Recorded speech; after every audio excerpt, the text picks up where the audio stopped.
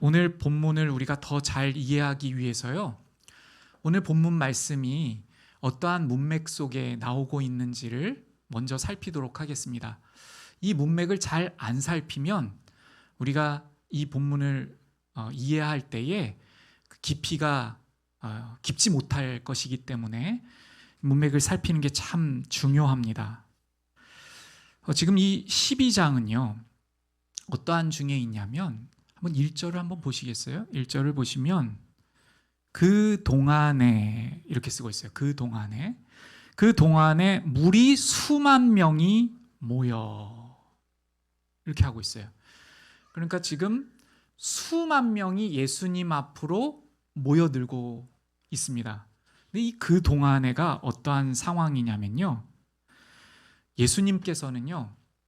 택하신 백성 중에 한 영혼이라도 구원하시기 위해서 하나님께서 보내신 이유, 그러니까 예수님께서 이 땅에 오신 그 목적을 설명하시고 계셔요. 얘들아, 마음이 가난한 자가 곧 부끄러움을 알고 하나님 앞에서 자신의 부끄러움을 알고 메시아를 기다리는 사람이 천국에 간다. 이렇게 말씀하시면서 말씀을 전해주셨었어요. 그런데 이 말씀을 들으면서 하나님 앞에 스스로 굉장히 의롭다고 여기고 하나님 앞에 나의 신앙이 괜찮을 줄로 여기는 사람들이 있었죠. 율법사들도 그랬고 바리새인들도 그랬고 서기관들도 그랬고 당시의 제사장들도 그랬습니다. 근데 그러한 사람들이 예수님을 공격하기 시작했어요. 예수님의 가르침에 대항했고요. 예수님의 가르침을 이해하지 못할 뿐만 아니라 예수님을 책잡으려고 하고 예수님을 공격하려고 했습니다.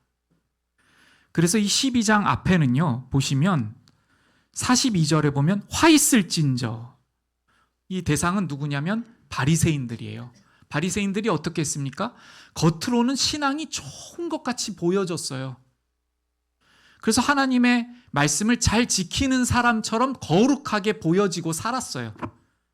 그런데 속은 아주 더러웠어요. 그것을 스스로 깨닫지 못했습니다. 그래서 화 있을진저 이렇게 말씀하셨어요.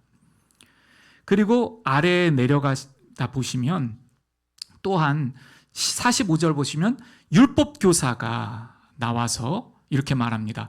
우리를 모욕하고 있습니다.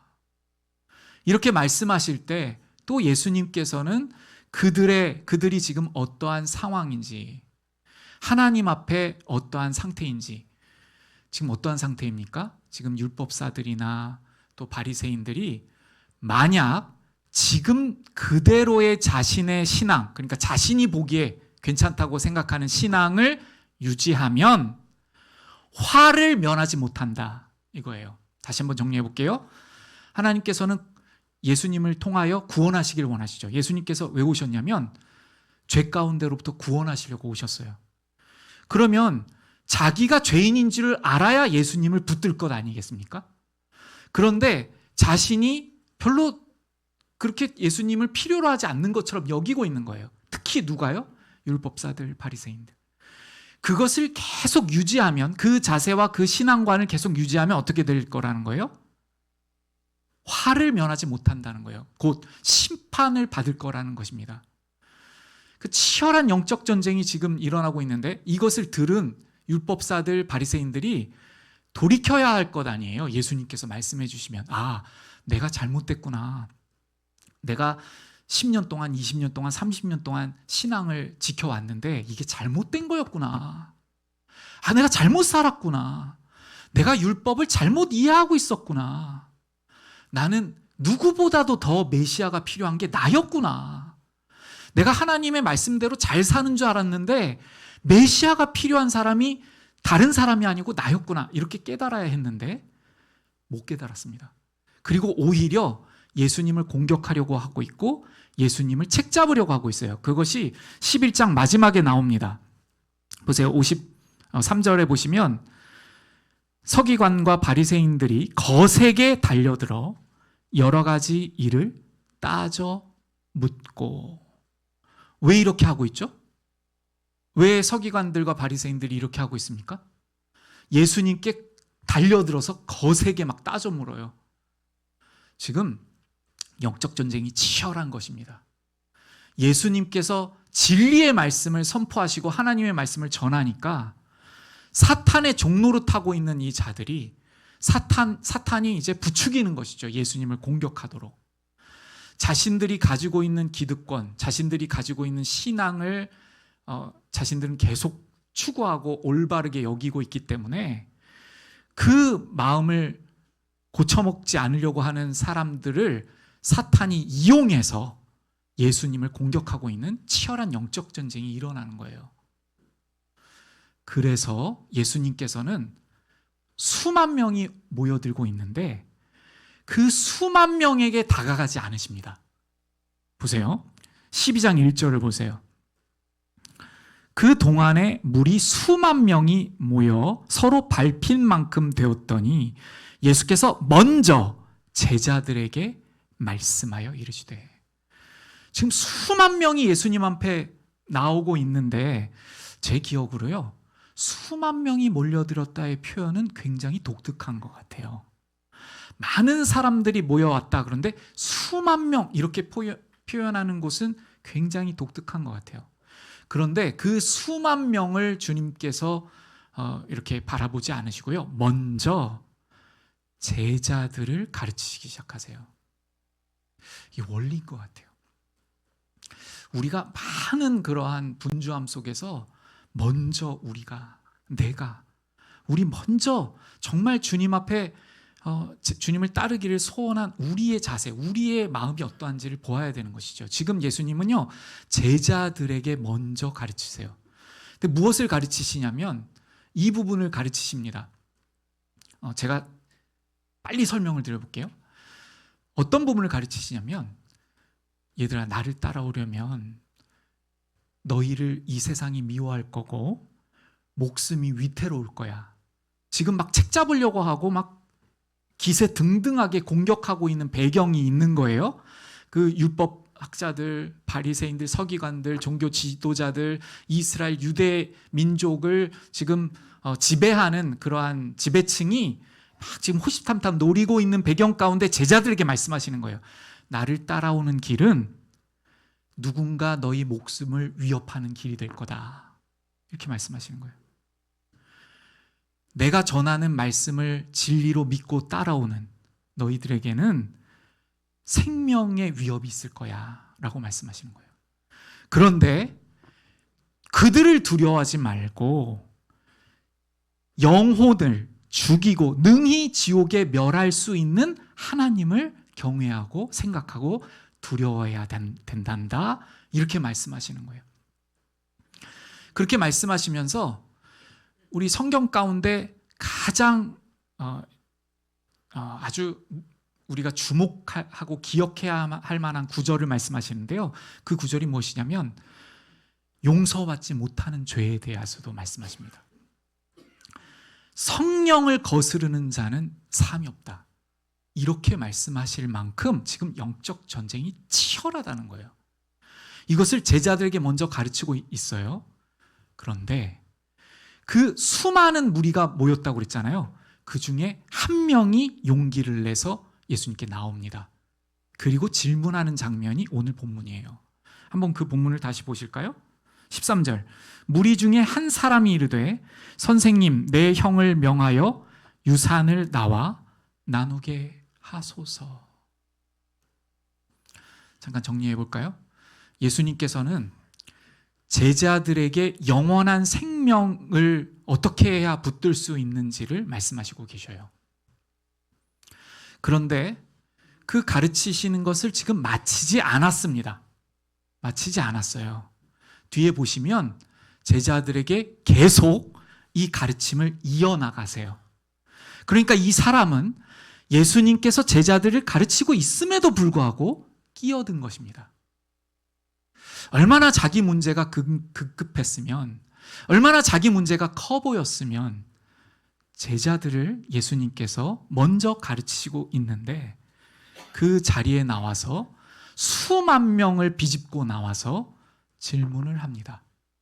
그 질문이 뭐죠? 내 형을 명하여 유산을 나와 나누게 하소서. 지금 이 한 사람, 이름은 밝히고 있지 않지만 이 사람의 문제가 뭐예요? 재산의 문제, 소유의 문제, 내가 받지 못한 어떤 소유의 문제, 이걸 내가 갖고 싶다는 거죠. 이게 온통 큰 문제예요. 그래서 예수님께서는 영원한 생명의 문제에 관해서 제자들하고 말씀하고 있는데, 그 문제를 말씀하고 있는 예수님께 이 문제를 의탁해요. 예수님께서 이렇게 말씀하시죠. 14절입니다. 이르시되 이 사람아, 누가 나를 너희의 재판장이나 물건 나누는 자로 세웠느냐 하시고, 무슨 말씀이에요? 너는 지금 나를 물건 나누는 자로 생각하느냐 하시는 겁니다. 하나님께서 나를 너희에게 보내셨을 때 물건 나누는 재판장으로 나를 보내신 것으로 너는 판단하느냐? 내가 그런 사람이냐? 라고 물으시는 겁니다. 그리고요, 15절 보세요. 그들에게 이르시되, 이렇게 말씀합니다. 자, 보세요. 여기 하나가 달라졌죠? 무엇이 달라집니까? 한 사람이 지금 질문했죠. 그 사람에게 대답하고 있다가 어떻게 하십니까? 그들로 바뀌어요. 그들이 누구일까요? 그렇죠. 질문한 사람을 포함한 제자들.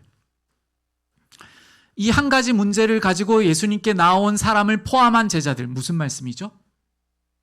지금 이 사람 한 사람이 갖고 온 문제이지만 이 사람만의 문제가 아니라는 거예요. 그래서 제자들이 나아갈 길에 대해서 가르치고 있는 것을 멈추시고라도 이 문제를 같이 제자들에게 가르치시기 원하시는 예수님이십니다. 그 무슨 말씀이냐면, 이 지금 한 사람이 가지고 문제라고 생각하고 있는, 빠져 있는 이 사람을 지배하고 있는 이 상태가 제자들에게도 마찬가지가 될 거라는 거예요. 깨닫지 못하면. 이 부분을 같이 한번 볼게요. 그러면서 보세요. 그들에게 이르시되 삼가 모든 탐심을 물리치라. 사람의 생명이 그 소유에 넉넉한 데 있지 아니하니라. 아주 결론을 바로 말씀하셔요. 결론을. 여러분, 결론부터 말하는 걸 뭐라고 해요? 결론부터 말하는 걸. 제가 너무 어려운 문제를 냈나요? 결론부터 말하는 어떤 화법을 뭐라고 해요? 두 갈씩 아니에요? 네. 그러니까 결론부터 말씀하시는 거예요. 지금 결론부터. 결론이 뭐냐면, 그 설명을 먼저 쭉 하지 않으시고 결론부터 말씀하세요. 뭐냐면 이렇게 말씀해요. 삼가 모든 탐심을 물리치라. 무슨 말씀입니까? 지금 이 사람이 마음에 뭐가 가득한 거예요? 탐심이 가득하다. 지금 이 사람의 마음에 탐심이 가득하여서 온통 예수님 앞에 가지고 나온 문제가 재산을 분할하는 문제예요. 여러분, 재산 분할하는 문제를 우리가 해결하면서 살아야 돼요. 그 문제 자체가 죄가 아니에요. 그 문제를 주님 앞에 우리가 의탁 드릴 수 있어요. 그런데 탐심이 가득하여서 그 문제가 온통 마음에 있는 것과는 완전히 차원이 다른 거예요. 지금 이 사람은 완전히 마음에 탐심으로 가득해요. 그래서 오직 주님, 메시아인 예수님을 앞에 두고 만났는데도 이 부분이 최고의 자기의 문제예요. 그렇게 가지고 나아가고 있는 거예요. 그래서 삼가 모든 탐심을 물리치라. 사람의 생명이 그 소유에 넉넉한 데 있지 아니하리라. 이렇게 말씀하세요. 이게 무슨 말씀이에요?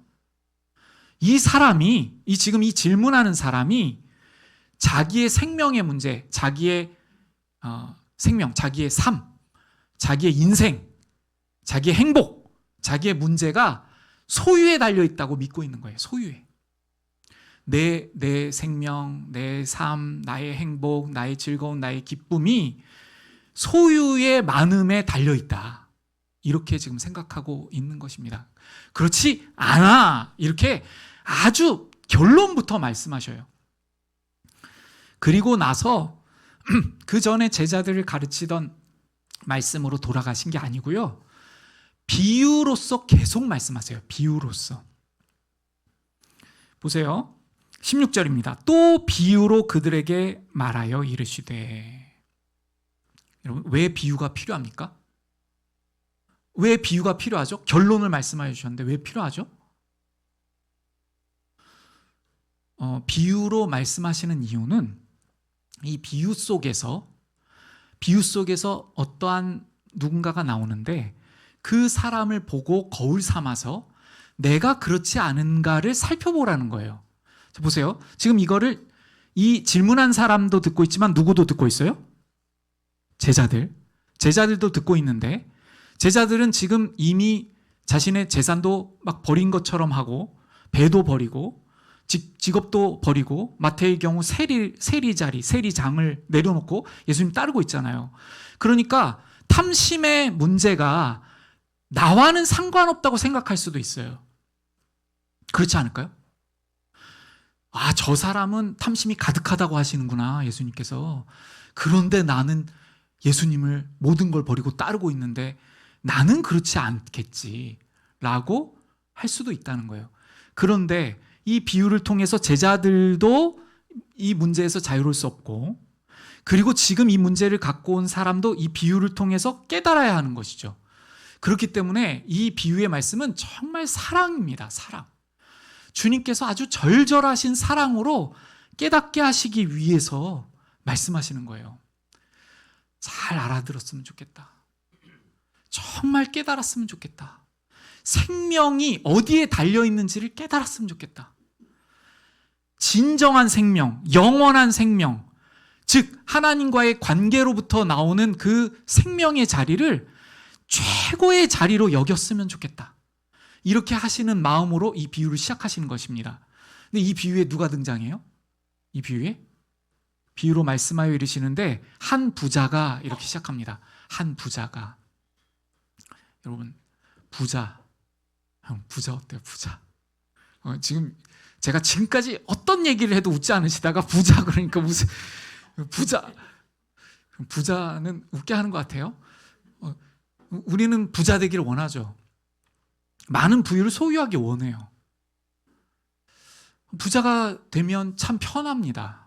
부를 많이 갖고 있는 것은 참 우리에게 있어서 많은 도움을 주고 자녀들 잘 가르칠 수도 있고 또 많은 도움을 주지요.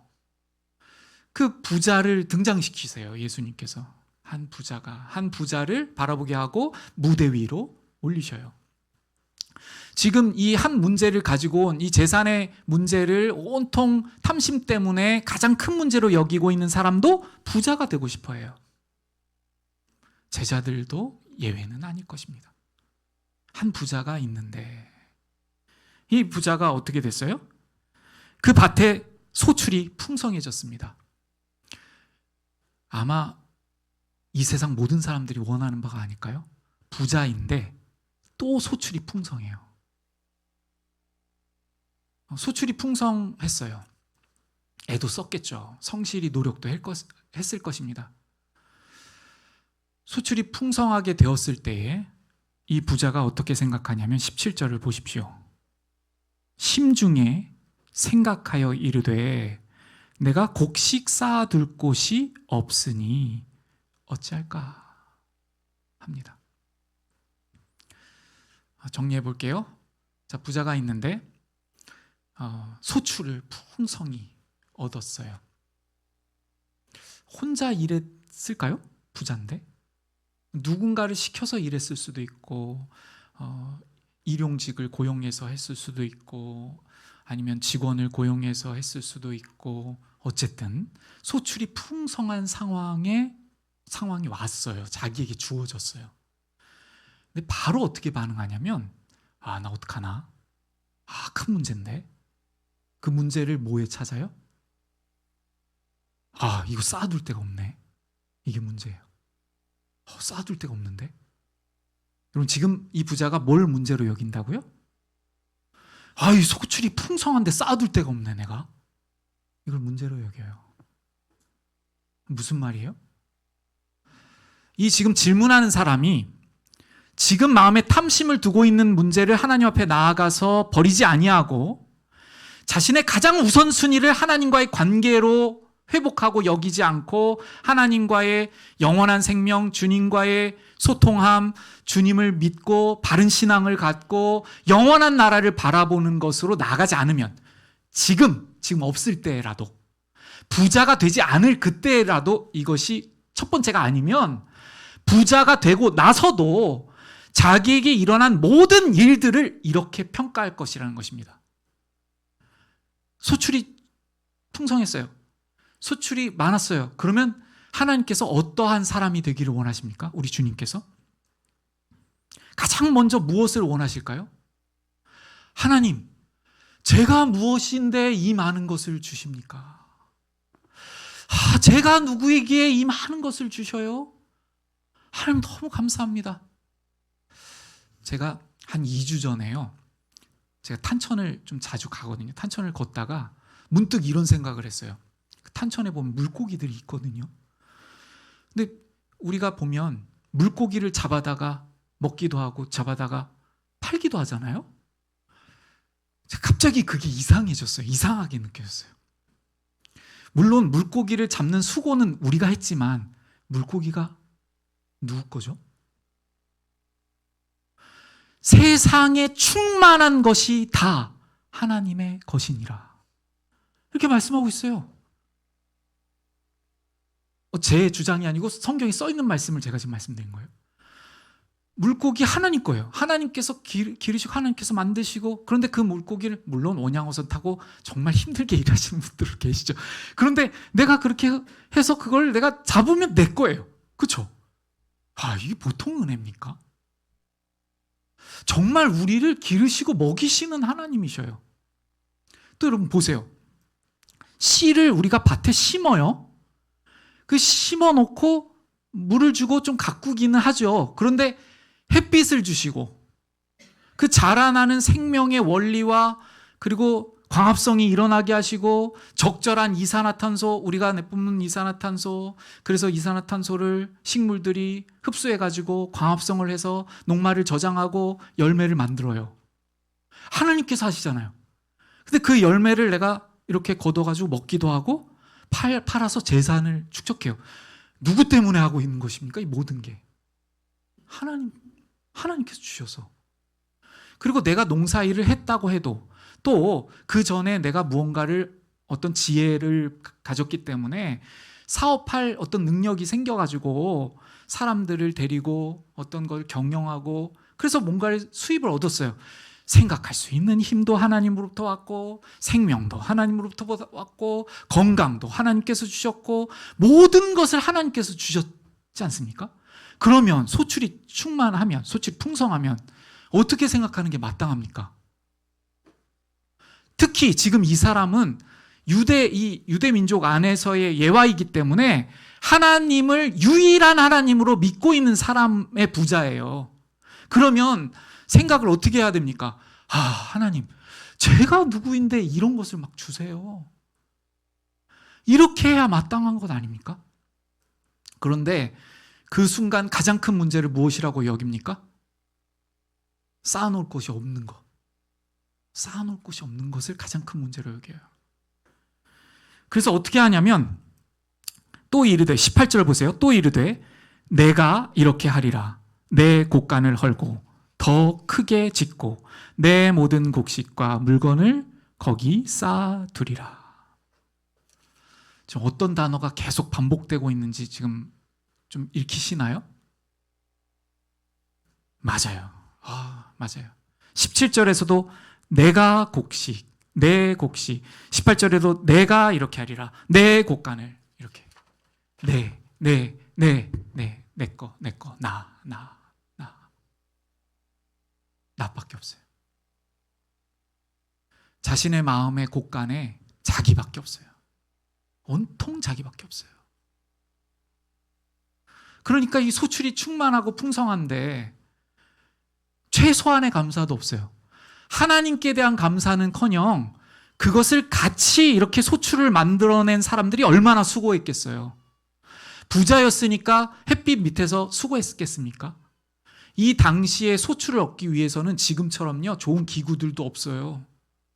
이런 조금 발달된 어떤 그러한 도구들이 없습니다. 기계도 없어요. 그래서 햇빛 밑에서 땀 흘려 수고해야 하는 어떤 사람들이 분명히 있었을 거예요.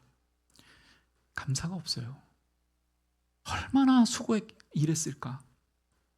당연하죠. 왜이겠습니까? 하나님께 대한 감사가 없는데, 근본적인 감사가 없는데 이웃을 돌아보는 감사가 있겠어요? 그러면서 어떻게 말하냐면요, 끝까지 내예요. 끝까지 내 영혼아, 이제 내가 여러 해 쌓아놓을 곡식을 많이 가졌으니 이제 이것을 가지고 나는 먹고 마시면서 쉬리라. 내 영혼아. 영혼이 누구 것입니까? 하나님 것이죠. 우리의 영혼, 나의 생명 하나님 거잖아요. 근데 끝까지 내 영혼아.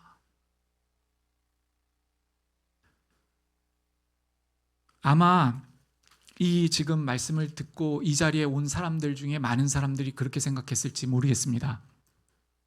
내가 이 문제만 해결되면 하나님과 막혔던 신앙을 내가 해결할 수 있을 거야. 내가 이 문제만 해결되면 하나님 앞에 내가 나아가야지. 이렇게 하고 미뤄둘 수 있어요. 제가 묵상하면서 이제 이 본문을 아내하고 나누는데 이런 표현을 쓰더라고요. 우리가 한 걸음만 다가가면 하나님께서 계신 줄 안다. 다시요. 잘 생각해 보세요. 우리가 한 걸음만 다가가면 하나님께서 그 자리에 계셔서 언제든지 내가 마음만 먹으면 한 걸음만 내디디면 하나님께로 가까이 가는 줄 알고 있는 것 같다. 이렇게 묵상을 표현하는 거예요. 제가 그 말을 듣고 정말 그런 것 같다고 맞장구를 쳤어요. 보세요. 지금 이 사람은 얼마나 멀리 떠내려가 있습니까? 그래서 탐심이 자기의 마음을 지배하고 있는 줄도 몰라요. 여러분, 하나님 앞으로 우리가 계속 나아가지 아니하면 거센 물살 위에 있는 것과 같아요, 우리는. 그래서 한시라도 노를 젓지 않으면 하나님을 최우선 순위로 여기지 아니하고 나의 영원한 생명의 문제를 위해서 하나님 앞에 지속적으로 십자가 앞으로 나아가지 아니하면 우리는 금방 떠내려갑니다. 금방 떠내려가요.